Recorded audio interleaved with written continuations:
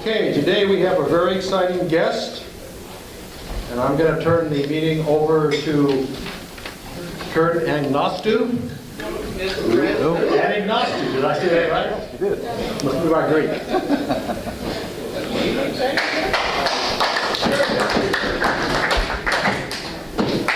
President Harvey, fellow Lions and guests, it gives me great pleasure to introduce today's speaker. Today's speaker comes from La Center, where he is a superintendent of schools. He is our district representative to the Leader Dog program, where he has ridden across the United States on bike, right? Bicycle and a motorcycle. And a motorcycle to raise funds for Leader Dogs, amongst other programs that he oversees in Leader's Dog. He's here to speak to you about those activities. Would you give a warm welcome to Mark Mansell?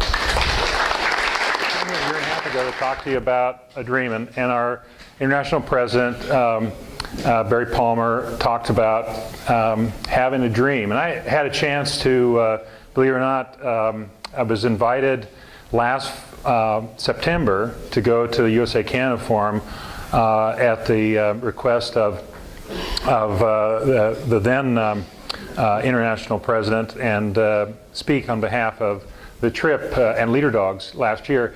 When I came here last year, I had a dream. And I talked to you about bicycling across the country for Leader Dogs. And I had a lot of people look at me like, you're nuts. And a lot of people were very supportive, but underneath, I had many people that said, you know, I hope he makes it because that's a long way on a bicycle. Well, I'm here to tell you that I was able to do that. Bicycled 3,497 miles from Portland, Oregon to Portland, Maine, and did it solo, self-supported. And it was an amazing, life-changing experience. My wife, Debbie, Lion Debbie, she actually joined me a couple times. She flew out to Green Bay and biked with me about 300 miles. I think she got more air miles than anyone in the family last year, bouncing back and forth. But we were able to do that, and I said it's life-changing, and maybe that term's tossed around too much, but it was transformational for me as a Lion. Because before that opportunity, and with the support of clubs like yours that helped us achieve that dream, I was a Lion that basically stayed in my community. And there's nothing wrong with that. There's absolutely nothing wrong with that. But I realized that there's so much more to Lions. There's opportunities to serve. If you can dream it, you can go do it. So it's not a slogan this year about follow your dream. It really is true. And after that trip, people were saying, hey, what are you going to do next year? And I said, I don't know. But in the middle of the night, the idea came to me. Actually, it started, the foundation of it started on a trip last summer, that I would be pedaling uphill, and these motorcycles would zoom by with all their gear on it. Something is really wrong with this picture. And so I kept thinking about motorcycling, and I thought about it. I woke up in the middle of the night and I thought, that's what we'll do. We'll do a thank you tour. And because we met so many people, literally met thousands of people all across the country that are passionate about lions, about lionism, and about Leader Dogs. And I thought, what a great way to thank them. And one thing led to another, and I talked to my wife, Debbie, and I said, what do you think about that? She said, sounds good. We were going to ride, we have one bike, motorcycle we ride together, and I said, well, let's do that. Well, we thought, well, we're so close, why don't we just do all 48 states? And we thought, well, how do we make that challenging? We said, let's do it in 24 days.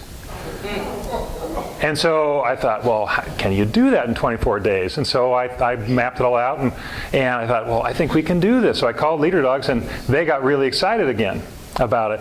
And so off we go with another national fundraiser. And we had another dream, and we left on the 15th of June, and we arrived in Southern California as planned 24 days later, after completing more than 10,000 miles.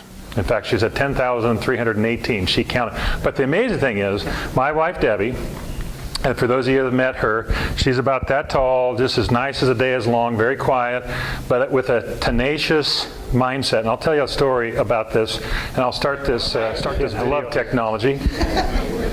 But what it was is, she said, she said, well, I want to do this on my own. I want to ride my own motorcycle. So in March, she went out and she got her license in March. And then we did about 1,200 miles of training. And then she rode all those miles on her own right behind me. Most of the time right behind me. And so a lot of it we connected to Lions that we'd met last summer. And it just kept growing and growing and growing. And we had our busiest day, we had about 440 miles. We had 5 different events to make.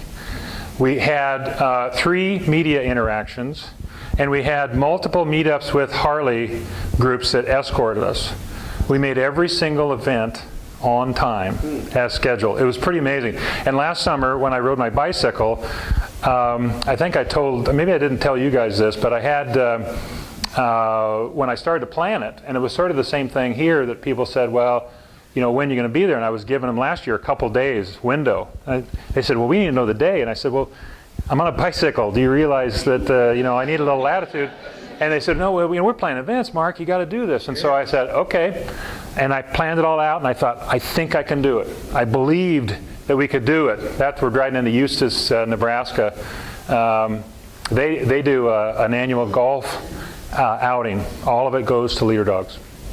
And they sponsored a Leader Dog client too. But so I put out this schedule of all the events. And as soon as I sent it out to last year, and the same thing kind of happened this year, so I was prepared for it. But they said, "Hey, I see you're going to be in our town on this date. What time are you going to be here?" I said, "You realize I'm on a bicycle last year, and I made every single event on time. It was pretty amazing." And this summer we had 2 events that we were late. I was like, dang, I wanted to have a perfect record. But we were late. We were riding across to Nebraska, and it was all scheduled out. We're going to be 15 minutes early. And we were cruising along, and beautiful sunny day, and we see this sign go flying by us on the freeway. It said, "Welcome to Central Standard Time." It's like, I just lost an hour. So I was late. And then Debbie's bike, the only real major mechanical thing we had, she had a dead battery, and we were late to an event by an hour and a half. And that event was an amazing event. And this was some of the things that was just truly impactful in our lives, is that we had a chance to see Lions doing so many different things. But that one event that we were late, it was an all weekend deal, and it was Lions helping people recover from Hurricane Sandy. We saw the damage, we saw the work, we saw the passion. We also had a chance to see Lions helping people recover from the tornadoes in Moore, Oklahoma. And one of the neat projects there, and this again shows the uniqueness and the creativity and the opportunity of Lions, is that they had a program there in Oklahoma called Sheds of Hope. And I never really thought about it because I'd never experienced it myself, but when you have a tornado come through and it damages everything, they filter and sift through the rubble, and they find things. They find things of value, but they have no place to put them. So Lions and Leos would come in, and they would build sheds of hope, they call them. And later on in the slideshow you can see this red shed. But it's actually something that they keep. It's permanent. And it's really the first permanent thing that they have from the loss. And they put their valuables in it. And it's sheds of hope. And that's the passion of Lions, that they can make a difference. And so that's one of the things that I learned a lot about the last 2 years, is that if you can believe it, if you can dream it, and you just go do it, it can happen through Lions. Everything that you do in this club started from an idea. Someone started it. Some group started it. And many of those have become traditions. Your club has it, my club has it, but there are so many other opportunities. And that's what I love about Lions and Lionism, is it is so unique to the community and to the individuals. 3 important lessons that I've learned, and some of you may have heard me talk about these, but they really help change my life as a Lion. The first one is that both last summer and this summer, there were moments when I thought, I don't know if we can go any farther. I don't know if I can make it up that hill, or I don't know if I can handle that heat or whatever, but I knew that I was part of something bigger than myself. I knew that people were counting on us. And that, we hear this all the time. We're part of 1.3 million lions around the world. The last 2 years, we have had the opportunity to see many of those lions across the country. And it is truly phenomenal. There are people just like you and me that are doing the same thing, making a difference in the lives of their community, community members. And I got a chance to meet them. It was very transformational, and it really put meaning to this part of something bigger than yourself. The second thing was, just like those sheds of hope, I learned that true service starts with a simple act of kindness. Those people just wanted to make a difference in the lives of those people that lost everything. And I've shared several examples where people would just out of nowhere would give us water, would point us in the right direction. They fed us. We went to the geographic center of the 48 continental United States on our trip. We thought, hey, we're going through all 48 states. Let's go to the exact center. There's actually a monument there. And there were 5 cars in the parking lot. 4 of them either had been to or were going to Seattle. Weird. So they were cooking. They were having a barbecue, and they invited us to stay right there. They didn't know us from Adam. And we met people that just wanted to be kind. And that's at the root of our service as Lions. And the last piece of the 3 major lessons that I learned as a Lion over the past 2 years is that I think sometimes we forget about this concept. I call it the magnifying impact of our service. And what that means is, if you help one person in your community, be it a food basket, be it a shed of hope, be it whatever, that person is not an isolated individual. That person is part of a web of people, a web of family and community members and friends. And when we as Lions help that one person, we help many, many other people. And that's what Leader Dog taught me too. When the gift of a dog is given to a client, it's transformational. We have met shut-ins, people that their world gets very, very small when they lose their sight. And the gift of a dog and the power of that dog is truly liberating.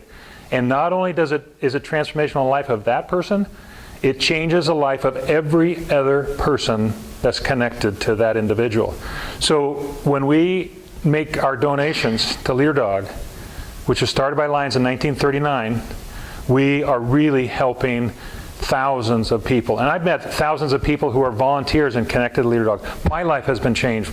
My wife's life has been changed because of Leader Dogs for the Blind, and I can see. Okay? So this thing we call Lionism has really become fundamentally real at a whole new level for me.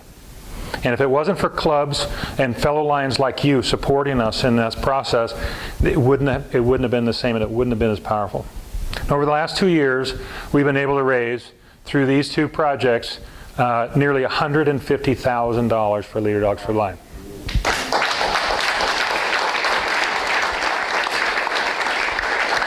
And it started out simply as a dream. And our goal last year and our goal this year was simply to raise enough to buy 1 dog for 1 person. And we've been able to do far more than that. And my life as a Lion has been transformed as a result of it. And we're partners in service, and our Lion lives have been changed too. Lion Debbie is my best friend, and we experienced this together. This stop right here, these Lions in South Carolina, they just wanted to meet us. They were emailing us, and we'd had people that chase us down along the side of the road and give us money. And this is another group in South Carolina that wanted to meet us. And this is a family members that I met in Georgia. But the South Carolina group in particular, they were really funny, because I would ask people, what's exciting in your district? Tell me what's going on that's really neat in your club. And I heard all sorts of things. I mean, I've heard so many crazy ideas, from muskrat boils for fundraiser, which is not very appealing, demolition derbies, tractor pulls, auctions, raffles, and so on. I did not hear anybody except for our neighborhood club in Vancouver having a duck derby. So if you haven't bought your quack pack, now is the time. Okay, am I getting a kickback on the extra quack pack? Okay, for 20 bucks, that's a good deal. So anyway, what they said was, these Lions in South Carolina, the first time I'd heard this, they said, this is what's exciting in our district, we're growing. And I went, what? Because I hadn't heard that very much. You know, we hear this all the time, that, you know, that membership is down and this is changing and people are stuck in routines and so on, and they don't want to change. I heard, we're growing. And I said, tell me more about that. And they said, in this country, we decided we had to have an attitude change, that people have to help other people. We can't rely on the government. We can't rely on a lot of these other things. We have to do it ourselves. And in order to do that, we have to challenge ourselves to raise the bar. And that's what they did. They went out and they raised the bar. They got a international award for their membership growth. You guys do a phenomenal job in this club, but in our district as a whole, we're struggling in some spots. And I think we have to have a fundamental change in this country, in this region.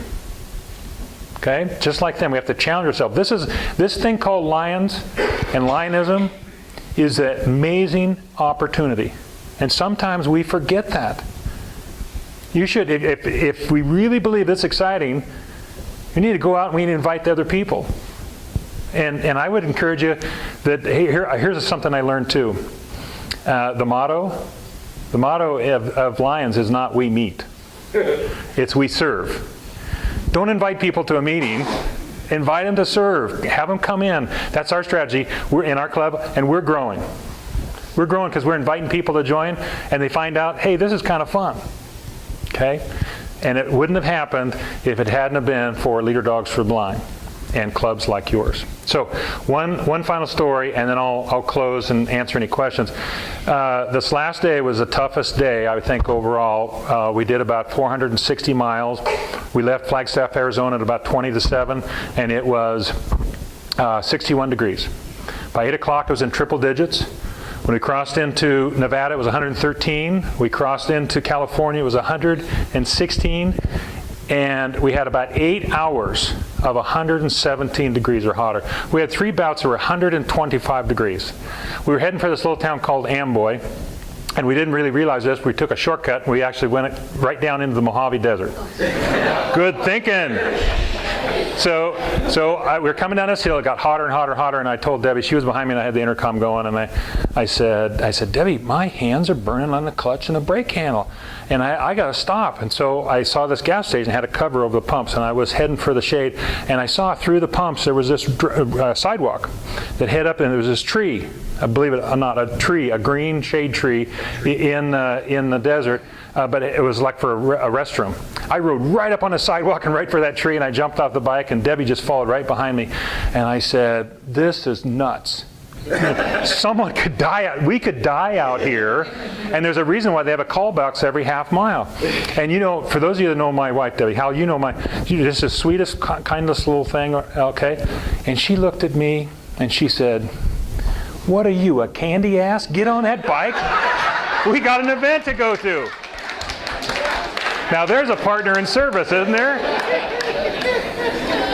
And we made that event in Temecula, California 5 minutes early, thanks to her. Anyway, thank you so much for all your support for Leader Dogs for Blind and for our efforts the last 2 years as a club. And I encourage you to continue your support of Leader Dog. I encourage you to think about, there's nothing else you remember from today, if you could think about the difference that we as Lions make in the lives of others. I mean, it really is an amazing experience. And I challenge you to think about how you can engage other people in that process. Because if we don't do it, who will? Okay? So, any questions that you have? Yeah? Yes, Mark, I see you riding BMWs, right? Yeah, I was. Hey, if you're riding a Harley, you would would not have done it. You know, we had so many ride-alongs with Harley guys. They were phenomenal, and we were riding. We had an escort of a group going in from North Carolina or South Dakota to Fargo. And we were going to this live radio show, and my headlight warning went on, and so headlights out, and that's not a good thing. And so I told him, I said, after we done this radio show, we had another event to go to that night, a barbecue, a brat fest, and I said, I got to stop and get this light fixed. So we got the headphones on, and Debbie and I are chit-chatting, and this is live event out, and cars are going around, and I turn around and hear all these Harley guys. They're all, you know, leather. I mean, they're really into it, hardcore, and they're all standing around my bike going like this. And I'm going, this is not good. But they fixed my bike, and they would not take a penny for it. They were the kindest. In fact, they gave us a shirt. There goes the microphone for the video. They gave us a shirt of their group, and it was, you know, most Harley groups, they have a you know, pretty rough shirt, you know, something with skulls on it or whatever. And I was wearing it in Virginia, and I stopped in this little store. Debbie was outside, and I walked in, and this lady with a nice southern drawl, she says, "Well, are you part of a motorcycle gang?" And I go, "Well, how do you know?" She said, "Well, that shirt looks like you're part of a motorcycle gang." And I said, "No, it's more like a motorcycle group." She said, "Oh, that makes me feel better, because you don't look like you're part of no motorcycle gang."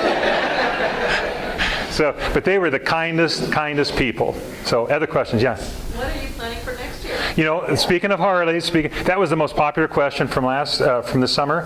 And I told one Harley group guys that asked me that, I said, well, I've had recommendations to rollerblade across the country, pogo stick across the country, unicycle across the country. And I said, how about let's pull Mark on a rickshaw across the country, and you guys can take the first shift. And they said they'd sign up if they could pull me behind their Harley. And I said, I've seen them do that. So I know we're out of time.